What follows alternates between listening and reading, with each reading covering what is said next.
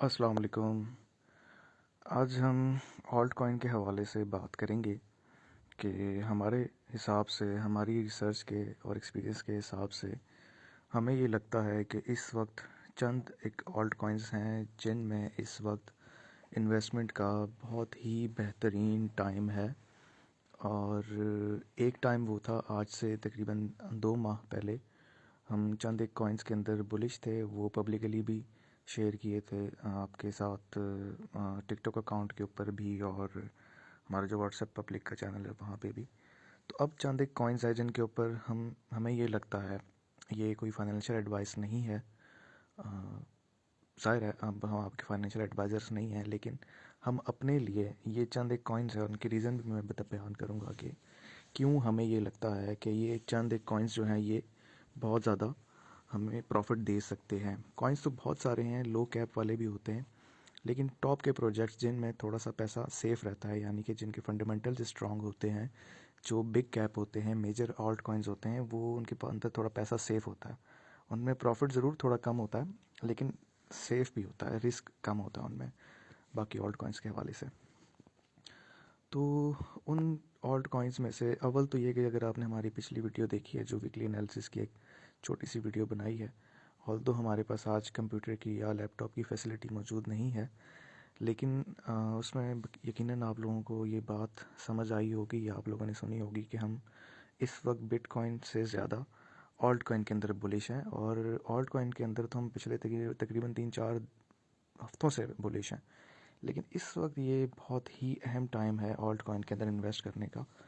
पहली बात तो ये कि बीटीसी की जो डोमिनेंस है वो इस वक्त रिटेस्ट करने जब ऊपर आई और ऑल्ट कॉइन को ब्लीड किया उसने, तो अब बिटकॉइन का प्राइस एक्शन और इसकी डोमिनेंस और बाकी जो टेक्निकल्स हैं वो हमें ये बता रही हैं कि बिटकॉइन अब यहाँ पे 1-2 दिन कंसोलिडेट करेगा, और इन दिनों में, अभी से लेके आने वाले दिनों में, हमें ऑल्ट कॉइन्स के अंदर एक्यूमुलेशन नज़र आ रही है। यानी कि आप ये समझे कि यानी ऑल्ट कॉइन्स जो है ना वो बाई किए जा रहे हैं। ये लोअर जोन से, ये जो प्राइस नीचे हमें नज़र आ रही है ऑल्ट कॉइन्स की सारे कि ये डंप हो चुके हैं, ये लोअर लेवल्स पे वापस आ गए हैं, यहाँ से बाइंग हो रही है खामोशी खामोशी से ना।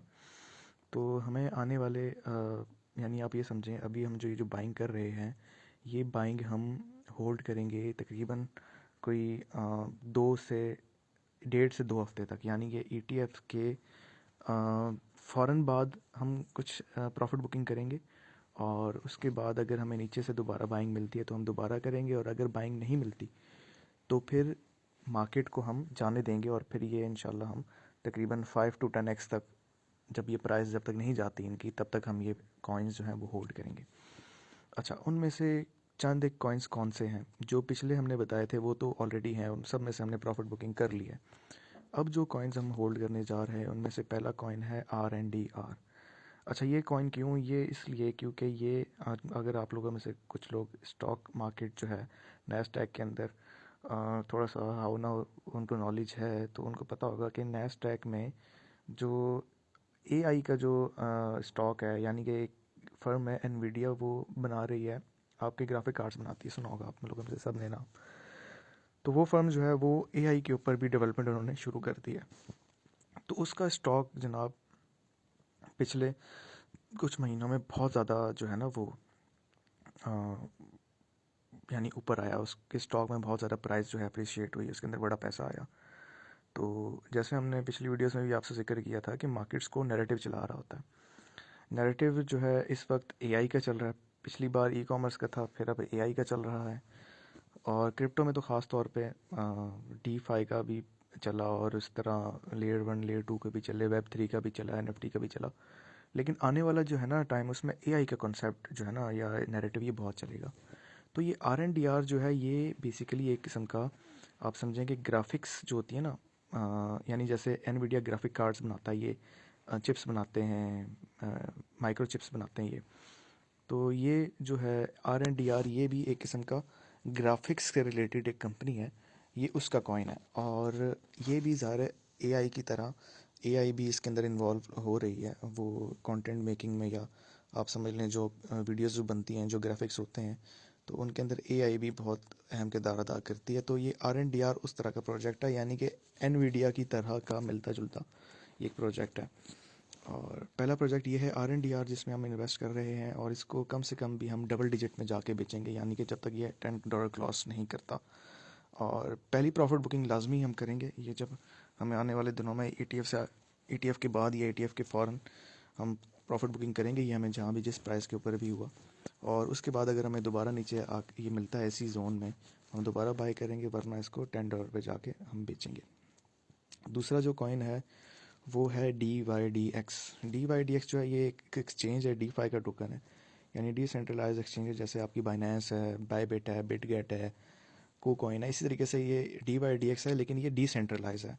बाकी जो एक्सचेंजेस हैं ना आपकी, वो सेंट्रलाइज होती हैं, लेकिन ये डिसेंट्रलाइज एक्सचेंज है, उसका एक नेटिव टोकन है और बड़ी अच्छी एक्सचेंज है। जिस तरीके से आपको पता है कि 1 इंच एक एक्सचेंज है DeFi की, एक यूनिस्वैप जो है वो डिसेंट्रलाइज एक्सचेंज है, इसी तरीके से एक ये DYDX भी एक्सचेंज है।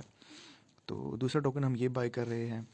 और तीसरा इसके अलावा APT, ये टोकन, इसके ऊपर हम पिछले तकरीबन 3-4 हफ्तों से बुलिश हैं और ये हम ये लगता है कि आने वाले दिनों में सोलाना की तरह हमें गेन दे सकता है। यानी इसका कम से कम भी जो हमें टारगेट नज़र आ रहा है वो $20 तकरीबन जाते हुए नज़र आ रहा है, यानी यहाँ से 2x। और इसके अलावा APT के अलावा फिर हम FTM तो नहीं, FTM को तो हमने ले चुके हैं। तो ये चौथा मैटिक जो है ये हमें बहुत अच्छा आने वाले दिनों में गेन दे सकता है। और लेकिन यह है कि इसके थोड़ा सा फंडामेंटल थोड़े से वीक हो गए इन दिनों में। इसको माइक्रो स्ट्रेटजी ने जो है वो अपनी लिस्ट से निकाल दिया है ETF की। तो लेकिन फिर भी इसके बावजूद भी थोड़ा सा हम मैटिक भी यहाँ से बाय कर रहे हैं। तो ये चंद एक कॉइन्स हैं जिनके अंदर हम इस वक्त बुलिश हैं। ओवरऑल ऑल्ट कॉइन्स के तमाम के अंदर इस वक्त मार्केट में हमें थोड़ा सा गेन नज़र आएगा, क्योंकि अब इस वक्त जो है, जैसे वो कहते हैं ना कि ट्रक की बत्ती के पीछे सबको लगाया हुआ है। तो पहले जैसे ऑल्ट कॉइन्स डंप हुए, बिटकॉइन वापस रिकवर कर गया, लेकिन ऑल्ट कॉइन्स ने रिकवर नहीं किया। तो अब जब सब लोग बिटकॉइन में घुसेंगे कि जी ये रिकवर जल्दी कर रहा है, तो अब बिटकॉइन आने वाले दिनों में हमें कंसोलिडेशन करते हुए नज़र आएगा और ऑल्ट कॉइन्स जो हैं वो ऊपर जा रहे होंगे। तो इस तरह मार्केट के थोड़ा साइकिल के साथ चलना चाहिए। तो इस ये जो थोड़ा सा भी साइकिल चलने वाला है आने वाले दिनों में, 1 हफ्ते के लिए, 1.5 हफ्ते के लिए, इसमें हम जो है वो ऑल्ट कॉइन्स जो हैं उनको बाई कर रहे हैं। और पर्सनली हमारी ये स्ट्रेटजी है कि ऑल्ट कॉइन्स को बाय करके हम कॉइन मार्जिन में इनको लॉन्ग कर देंगे ज़ीरो लिक्विडेशंस के साथ, ताकि अगर प्राइस ऊपर जाती है तो हमें जो है वो क्वांटिटी भी हमारे कॉइन्स की बढ़ती जाए। और फिर हम जब ऊपर की प्राइस पे जाके उसको सेल करेंगे, जो कॉइन मार्जिन की ट्रेड उसको क्लोज करेंगे प्रॉफिट में, तो वो भी प्रॉफिट है हमारा। और जब हम उसको फिर स्पॉट में लाके हमारी जो होल्डिंग होगी उसको सेल करेंगे, तो वो भी हमें प्रॉफिट देगी। तो ये हमारी अपनी स्ट्रेटजी है और आप अपने हिसाब से रिसर्च ज़रूर कीजिएगा और हमें बताइएगा कि आप क्या सोच रहे हैं, आपके हिसाब से क्या एनालिसिस हैं। आने वाला जो साइकिल जिसकी हम बात कर रहे हैं कि अब ये ऑल्ट कॉइन का शुरू होने वाला है, तो आपका इसके हवाले से क्या तासुर हैं, आपके क्या ख्यालात हैं, तो ज़रूर शेयर कीजिएगा हमसे। थैंक यू, अल्लाह हाफ़िज़।